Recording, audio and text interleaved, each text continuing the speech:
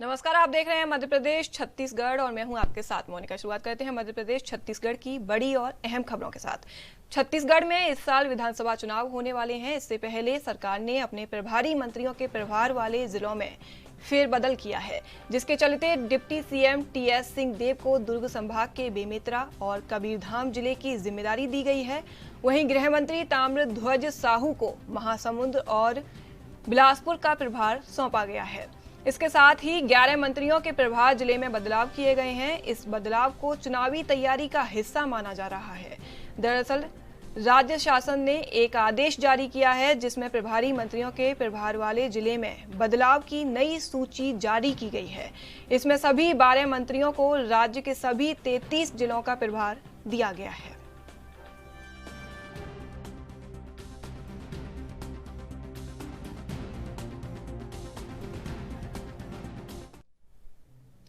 छत्तीसगढ़ में अचानक से बढ़े आई फ्लू के मामलों ने सरकार की चिंता बढ़ा दी है। इसे लेकर मुख्यमंत्री भूपेश बघेल ने एक आपात बैठक बुलाई, जिसमें डिप्टी सीएम और स्वास्थ्य मंत्री टीएस सिंहदेव, मुख्य सचिव अमिताभ जैन समेत स्वास्थ्य विभाग, स्कूल शिक्षा विभाग के अफसर शामिल हुए और आई फ्लू की रोकथाम के उपायों को लेकर समीक्षा की। वहीं प्रदेश में आई फ्लू को लेकर अलर्ट भी जारी किया गया है। बता दें कि प्रदेश भर में बीते सप्ताह भर में 19,155 मरीज मिले हैं। स्वास्थ्य विभाग ने राज्य के सभी मेडिकल कॉलेजों और जिला अस्पतालों में मोतियाबिंद के लिए नई गाइडलाइन जारी कर दी है। साथ ही नेत्र विभाग के डॉक्टरों और पैरामेडिकल स्टाफ की आंखों का चेकअप करने के निर्देश भी जारी किए गए हैं।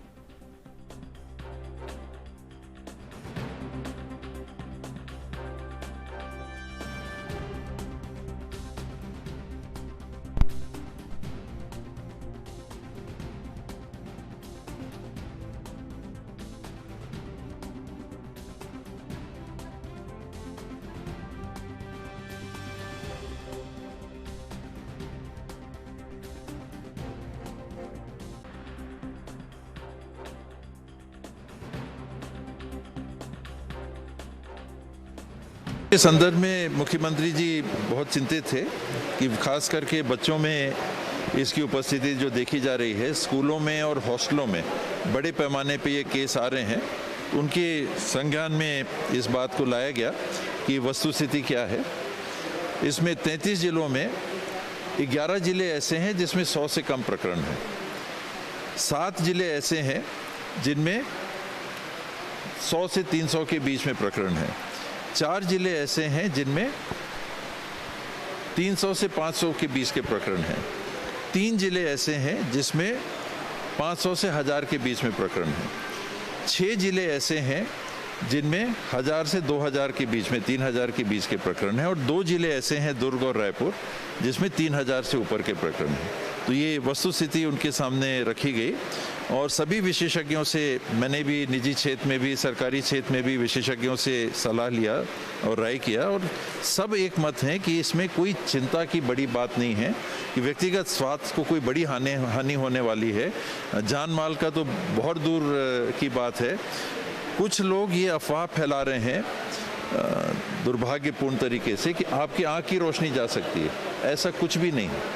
इसमें ये एक सामान्य सी वायरस की बीमारी है जो बरसात के समय अक्सर देखा जाता है कि हो जाती है।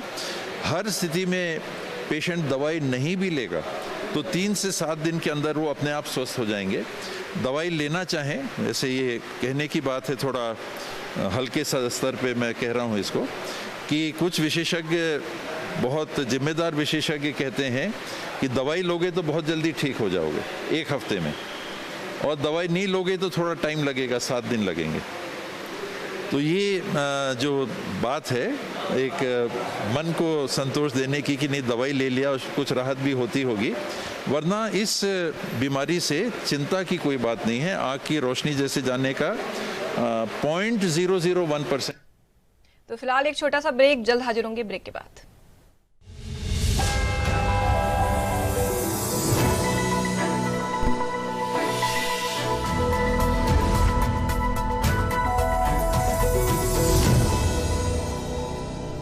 ब्रेक ब्रेक के बाद स्वागत है आपका। नजर डालते हैं खबरों पर। कांग्रेस ने छत्तीसगढ़ में बीजेपी के नेताओं को 34 वादे पूरे किए जाने की लिस्ट भेजी है। पूर्व मुख्यमंत्री रमन सिंह, बीजेपी प्रदेश अध्यक्ष अरुण साव और नेता प्रतिपक्ष नारायण चंदेल की बंद लिफाफे में ये लिस्ट भेजी गई है। प्रदेश कांग्रेस प्रवक्ता धनंजय सिंह ठाकुर ने कहा कि बीजेपी के नेता कांग्रेस के घोषणा पत्र को लेकर गुमराह कर रहे हैं, झूठ बोल रहे हैं, वादा खिलाफी का मनगढ़ंत आरोप लगाए जा रहे हैं। इसलिए कांग्रेस ने पूरे किए गए वादों की लिस्ट भेजने का फैसला लिया। धनंजय ठाकुर ने कहा कि मुख्यमंत्री भूपेश बघेल की सरकार जो कहती है उसको पूरा करती है। कांग्रेस ने 2018 के घोषणा पत्र में 36 बिंदुओं को समाहित किया था। सरकार बनने के बाद अब तक घोषणा पत्र के 34 वादों पर कांग्रेस की सरकार ने पूर्णतः काम किया है, जिससे प्रदेश की जनता खुशहाल हुई है और बचे 2 बिंदुओं को पूरा करने की दिशा में काम कर रही है।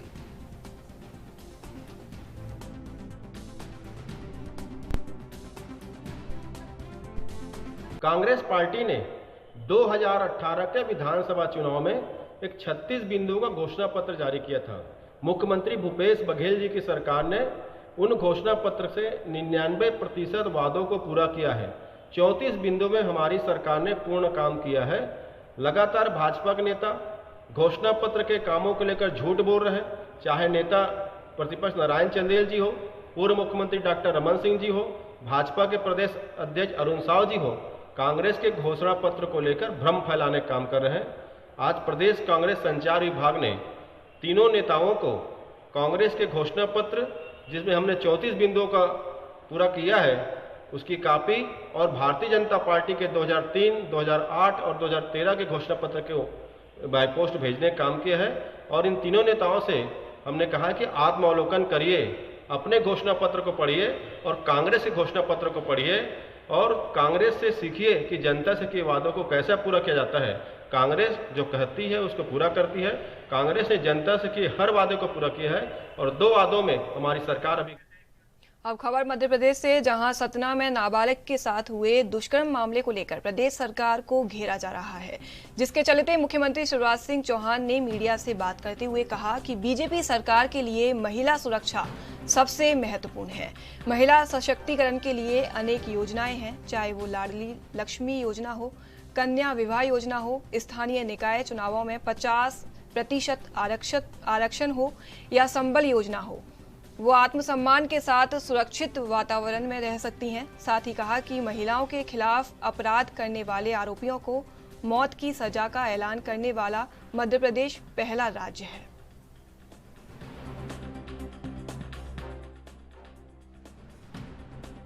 भारतीय जनता पार्टी की सरकार के लिए सबसे महत्वपूर्ण है महिला सशक्तिकरण। हमारा प्रमुख मिशन है। तो महिला सशक्तिकरण की अनेक योजनाएं, चाहे लाडली लक्ष्मी हो, चाहे कन्या विवाह हो, चाहे स्थानीय निकाय के चुनाव में 50% रिजर्वेशन हो, चाहे संबल योजना हो, चाहे मुख्यमंत्री लाडली बहना योजना हो, ये अनेक योजनाएं हैं महिला सशक्तिकरण के लिए। लेकिन सशक्तिकरण का एक पक्ष है, वो आत्मसम्मान के साथ सुरक्षित परिवेश में एक स्वाभिमानी जीवन जिए। इसलिए पहले भी मध्य प्रदेश सरकार ने अनेकों प्रयत्न किए। मध्य प्रदेश पहला राज्य है कि जिसने कानून बनाया कि मासूम बिटिया के साथ अगर कोई दुराचार करेगा तो सीधे फांसी की सजा होगी। मध्य प्रदेश ऐसा राज्य है जिसने महिला अपराधियों के, महिलाओं के प्रति अपराध करने वालों के घर पर बुलडोजर भी चलाए, कड़ी सजा मिले, इसका प्रावधान भी किया। लेकिन अलग अलग थानों में जब कहीं बहन या बेटी रिपोर्ट लिखवाने जाती थी तो पहले अलग से ऊर्जा डेस्क नहीं थी, तो सहज रूप से अपनी बात बता नहीं पाती थी। इसलिए पहले 950 थानों में ऊर्जा डेस्क की स्थापना की गई, जहां महिला पुलिसकर्मी ही बहनों की बात सुनती है ताकि सहजता के साथ जो घटना हुई है उसको वो बता सके, और उसके साथ साथ कई बार थाने नहीं जाना, थाने जाने में झिझक। तो हमने पिछले साल ये शुरू किया था कि जो ऊर्जा डेस्क है उसके साथ अगर दोपहिया वाहन हमारी पुलिस की बेटियों को दे दिए जाएं। वहीं मध्य प्रदेश के पूर्व मुख्यमंत्री और कांग्रेस नेता कमलनाथ ने महिलाओं को लेकर मीडिया से बात की और कहा कि ऐसी कई घटनाएं हैं जो सामने नहीं आ रही हैं। मध्य प्रदेश आज देश में महिलाओं और बच्चों के खिलाफ बलात्कार और अत्याचार के लिए बदनाम है। आज प्रदेश की छवि ये है कि ना कोई तंत्र है और ना कोई कानून व्यवस्था, सिर्फ भ्रष्टाचार है।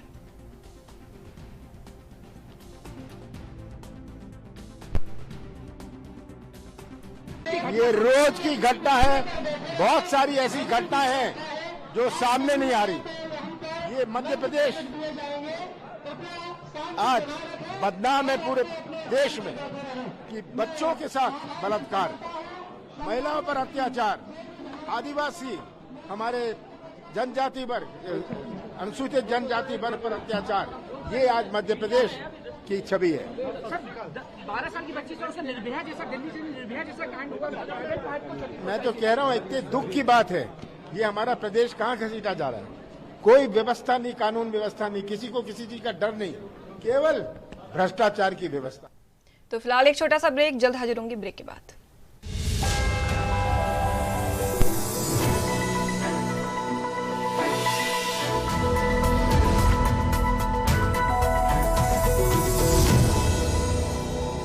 ब्रेक के बाद स्वागत है आपका। नजर डालते हैं खबरों पर। मध्य प्रदेश के सतना जिले में निर्भया कांड जैसी वारदात सामने आई है। जिला मुख्यालय से तकरीबन 60 किलोमीटर दूर स्थित एक गांव में एक 12 साल की किशोरी के साथ सामूहिक दुष्कर्म की घटना को अंजाम दिया गया और अमानवीय व्यवहार किया गया। बता दें कि मैहर थाना क्षेत्र में एक बालिका जख्मी हालत में मिली, जिसके बाद पुलिस ने मामले को गंभीरता से लिया और 2 आरोपियों को गिरफ्तार कर लिया। वहीं बालिका को गंभीर हालत में रीवा रेफर कर दिया गया। फिलहाल पुलिस मामले की आगे की कार्रवाई में जुटी हुई है।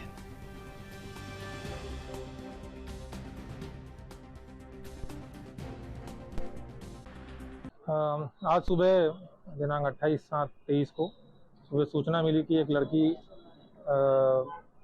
जो करीब 11-12 साल की है, वो मिली है और बताया गया कि उसके साथ बलात्कार की घटना हुई है। तो जब तस्दीक कराई गई तो पता चला कि हाँ, बलात्कार की घटना हुई है और उसमें 2 आरोपी हैं, जिनको बाद में पुलिस द्वारा अपनी मेहनत से पकड़ा गया, वो हिरासत में है। बाकी अभी कार्रवाई की जा रही है और लड़की का मेडिकल कराया जा रहा है। लड़की की हालत कैसे है? लड़की की हालत चूँकि उम्र कम है इसलिए मैहर में उसका इलाज किया गया और अभी रेफर किया गया है। अभी डॉक्टर ने कोई क्लियर स्टेटमेंट नहीं दिया है, जैसा भी आएगा फिलहाल रीवा रेफर किया गया है। प्रशासन द्वारा क्या कार्रवाई की जा रही है सर? क्योंकि अभी मामला उसमें FIR दर्ज हो चुकी है ना। बाकी पुलिस अपनी कार्रवाई कर रही है और आगे जो भी कार्रवाई होगी वो आपको बता दी। वहीं राष्ट्रीय महिला आयोग की अध्यक्ष रेखा शर्मा मीडिया से मुखातिब हुई। इस दौरान उन्होंने कहा कि विमुक्त जनजातियां में महिला पिछड़ गई हैं, इसलिए हमने इस वर्ष के जागरूकता और अनुसंधान कार्यक्रमों के लिए महिलाओं की विमुक्त जनजातियों का एक सामान्य विषय रखा है। ये उस श्रृंखला का पहला कार्यक्रम था। वहीं उन्होंने मणिपुर की घटना को लेकर कहा कि मैंने मणिपुर का दौरा किया और दोनों जनजातियों के महिला संघों और पीड़ितों से मुलाकात की और अब मैं सरकार को रिपोर्ट सौंपूंगी। ट्राइब्स में जो महिलाएं हैं उनका आज भी जो हम कहते हैं कि हमने महिलाओं को बराबरी के अधिकार देने हैं या आज GDP ग्रोथ में महिलाओं का भागीदारी होनी चाहिए, अब मुझे लगता है वो कहीं पीछे रह गई हैं और इसीलिए हमने इस साल का अवेयरनेस प्रोग्राम्स के लिए और रिसर्च के कार्यक्रम, ये दोनों में एक टॉपिक हमने डीनोटिफाइड ट्राइब्स की विमेन के ऊपर भी रखा है। उसी की कड़ी में हमने एक पहला कार्यक्रम यहाँ किया। विभिन्न संस्थाओं द्वारा देश के विभिन्न राज्यों में इस पे कार्यक्रम हो रहे हैं और वो राष्ट्रीय महिला आयोग के द्वारा ही फाइनेंस किए जाएंगे। इसकी जो भी रिपोर्ट होगी बाद में हम वो गवर्नमेंट को देंगे। सर मेरी कॉन्टेक्स्ट में, क्योंकि डीनोटिफाइड एरिया में आप वीमेन के चैलेंजेस की बात कर रही हैं, जो मणिपुर में भी जो घटनाक्रम हुआ उसको लेके जो महिला मैं वहाँ गई थी, खुद होके आई हूँ, कल ही परसों वापस आई थी और कल यहाँ आई हूँ और मैं सभी से मिली हूँ, सभी दोनों की महिला संस्थाओं से भी मिली हूँ, विक्टिम से भी मिली हूँ, दोनों तरफ जो कैंप्स हैं वहाँ पर भी महिलाओं से मिली हूँ। इसकी रिपोर्ट तैयार करके मैं सरकार को दूंगी, उसी के बाद सरकार जारी करेगी। मैं उससे पहले बात नहीं करना चाहती। मैम आपने रिपोर्ट दे दी मैम? बन रही है। कब तक दे देंगे आप? एक आध दिन में, जल्दी। मैम आप होकर भी आ गई मणिपुर, उसके बाद भी जो कर्नाटक के जो होम मिनिस्टर है वो एलिगेशन लगा रहे कि एनसीडब्ल्यू की जो क्योंकि क्योंकि मीडिया में नजर नहीं आती या मैं सोशल मीडिया पे वो सब नहीं लिखती, जो सिर्फ सोशल मीडिया और मीडिया कुछ लोगों की आदत है कि जिनका काम नहीं। अब खबर छत्तीसगढ़ के रायपुर से, जहां बस्तर के सुकमा में नाबालिग के साथ हुए दुष्कर्म मामले को लेकर बीजेपी महिला मोर्चा ने बड़ा प्रदर्शन किया और रैली निकालकर गृह मंत्री ताम्रध्वज साहू के घर का घेराव किया। बता दें कि बीजेपी महिला मोर्चा के प्रदेश अध्यक्ष शालिनी राजपूत के नेतृत्व में सैकड़ों की संख्या में महिलाएं शामिल हुई और महिलाओं के साथ होने वाले अपराधों को लेकर जमकर प्रदर्शन किया। बता दें कि सोमवार को अज्ञात आरोपी के खिलाफ एफआईआर दर्ज की गई, जिसके बाद घटना को लेकर बीजेपी ने 5 सदस्यों की टीम भी गठित की, जिसने मौके पर जाकर संबंधित लोगों से चर्चा की। सुकमा में हुए मासूम से दुष्कर्म मामले को लेकर अब छत्तीसगढ़ में राजनीतिक सियासत जमकर गरमा रही है। पीछे हम आपको तस्वीर दिखाएंगे, बड़ी संख्या में बीजेपी महिला मोर्चा की महिलाएं यहाँ पर ताम्रध्वज साहू के बंगले का घेराव करने पहुंची और हमारे साथ इस वक्त मौजूद है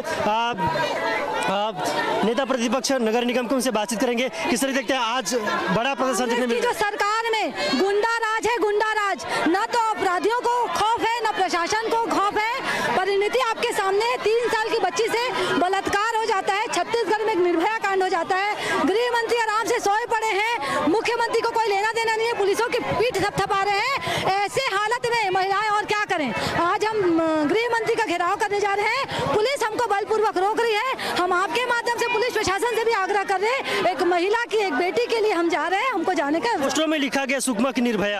देखिए, जैसे कि निर्भया कांड हुआ था वैसे ही निर्भया कांड की पुनरावृत्ति रायपुर शहर में भूपेश बघेल कांग्रेस की सरकार में हुई है। हम मांग करते हैं कि इस प्रकार की घटनाओं की पुनरावृत्ति न हो और जो मामले में लीपापोती की जा रहा है वो न हो। ये इस मामले को लेकर क्या कुछ अब तक जानकारी मिली, कितने पर कार्रवाई हुई है और आप लोग क्या चाहते हैं? देखिए, जो कार्रवाई हुई है वो भी फिक्सिंग की कार्रवाई है। हमारे दबाव में, भारतीय जनता पार्टी के दबाव में अनाप शनाप कार्रवाई हो रही है। मात्र एक अपराधी को गिरफ्तार किया जा रहा है, जबकि वहाँ के लोगों का कहना है कि एक लोगों से बलात्कार नहीं, सामूहिक बलात्कार का विषय है।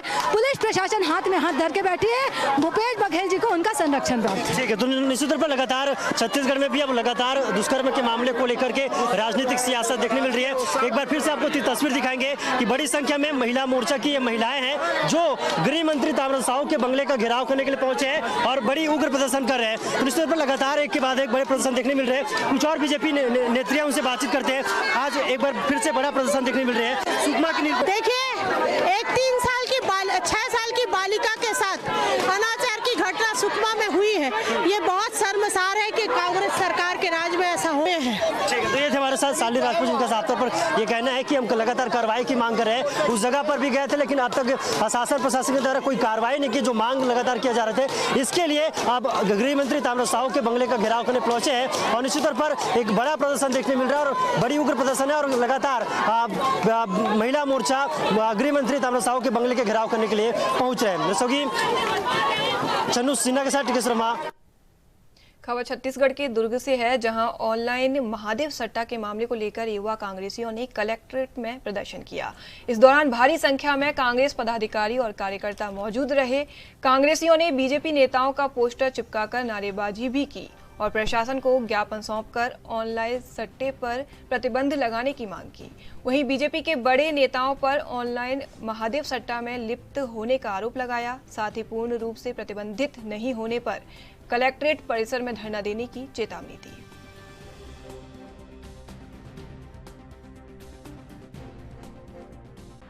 जिले के युवाओं को भड़का करके या बहलाकर फुसला करके महादेव ऐप के माध्यम से जोड़कर उनको गुमराह किया जा रहा है, उनके भविष्य के साथ खिलवाड़ किया जा रहा है।